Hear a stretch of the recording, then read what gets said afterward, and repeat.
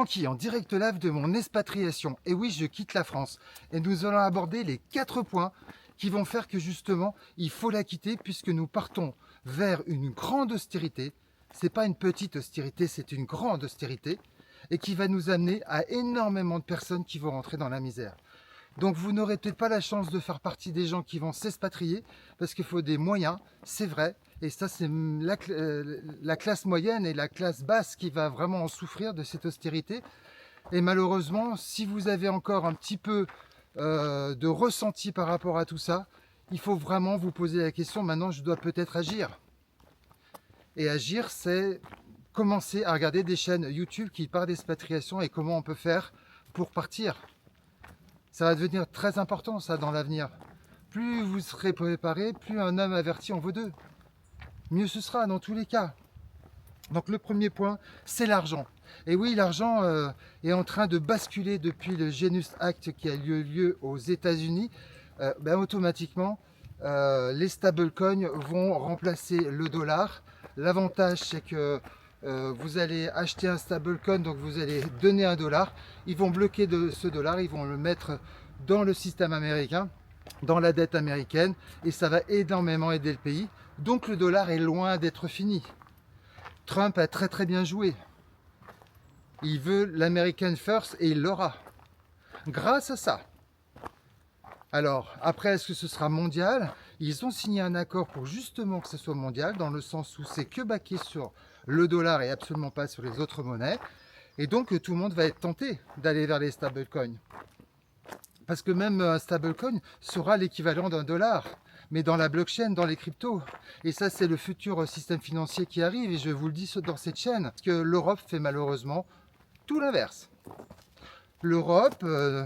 et nous avec, puisque nous sommes une Europe française, je dirais, on est un département de l'Europe, eh bien on décide presque de plus rien, et dans tous les cas, eh bien, ils vont nous mettre l'euro numérique. Mais l'euro numérique, c'est une CBDC. Qui est le propriétaire de cette CBDC? C'est encore la BCE, c'est encore le système européen. Mais ça ne va pas fonctionner parce que les autres pays, ne serait-ce que les États-Unis, n'en voudront pas. On sera obligé d'acheter leur stablecoin, justement. Donc c'est absolument complètement néfaste. Et justement, les CBDC aux États-Unis ont été interdites. Car c'est une perte de liberté pour ceux qui ont un euro numérique, puisque cet euro numérique, il va être forcément contrôlable, maîtrisable. On pourra faire ce qu'on voudra avec cet argent. Enfin, eux, du moins, si vous faites un pet de travers, vous n'avez pas des points sur votre crédit social, boum, c'est inévitable, hein, ça arrivera. Hein. C'est une certitude. Hein. C'est qu'une question de temps. Normalement, d'ici 2030, tout devrait être dans l'ordre. Bon, voilà. Donc ça, c'est la première chose, l'argent. La deuxième chose, c'est l'économie.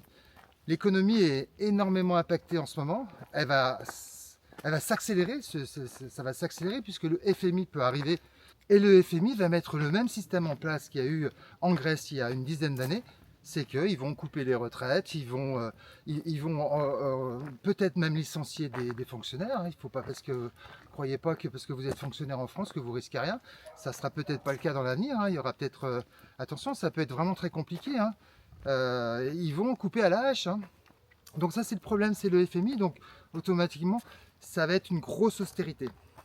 Donc économiquement, on va complètement se casser la gueule. Hein.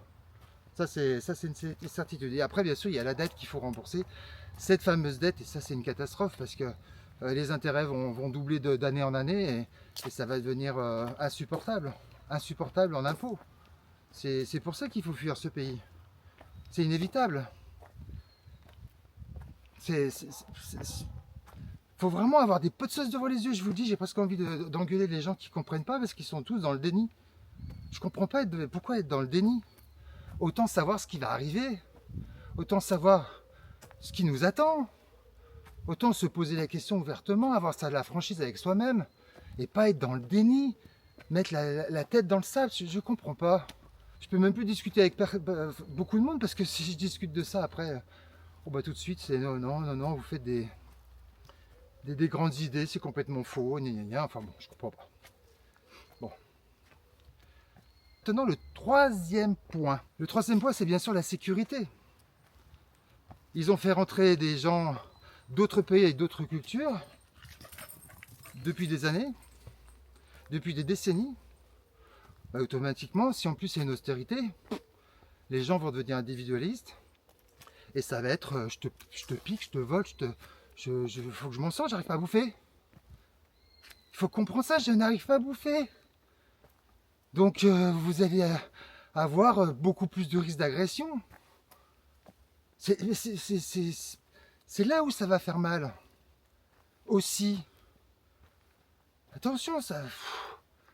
Pourquoi être dans le déni de voir ça aussi? Encore des choses qui sont.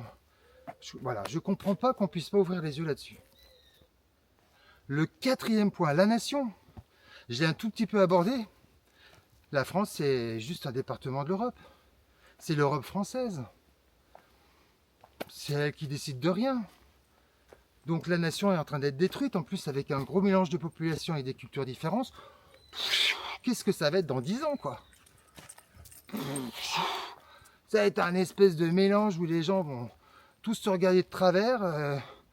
Lui, il est croisé avec elle, ou machin, je sais pas, ça va être un micmac pas possible. Tout le monde va être méfiant. On pourra faire confiance à personne. Il n'y aura plus de fraternité. Bah, je suis désolé, hein. Ouais, t'es pas drôle pour l'instant. Ah, c'est ma petite voix qui parle, ouais. C'est vrai que je suis pas très drôle là, mais tout de suite, mais bon, parce que malheureusement, c'est ce qui nous pend au nez. C'est dommage de pas l'ouvrir les yeux là-dessus, de pas être sincère avec soi-même.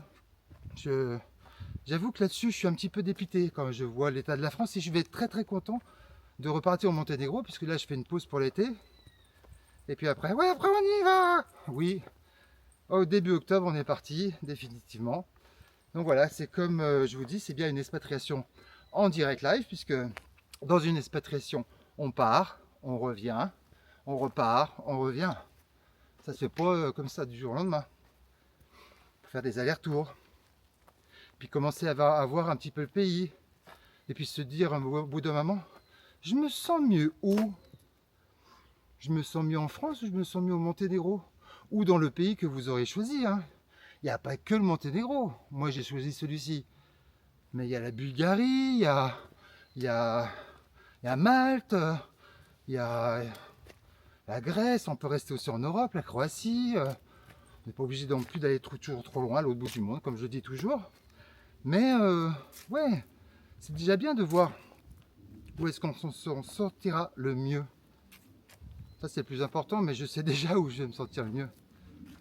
Parce que j'étais mieux il y a 2 mois en arrière que maintenant. Voilà. Moi, c'est un constat, c'est une certitude, mais il faut faire le test pour que vous sachiez. Donc, faites déjà un premier voyage dans votre pays d'expatriation que vous aurez choisi. Allez-y, dans tous les cas, il faut vraiment y aller. Et en y allant, se posant ces questions, est-ce que je me vois dans ce pays? Renseignez-vous sur le pays, les conditions, comment avoir la résidence fiscale dans le pays. Voilà. Allez, je vous remercie de m'avoir écouté. Je vous souhaite une belle journée. Et abonnez-vous, bye bye. Ciao.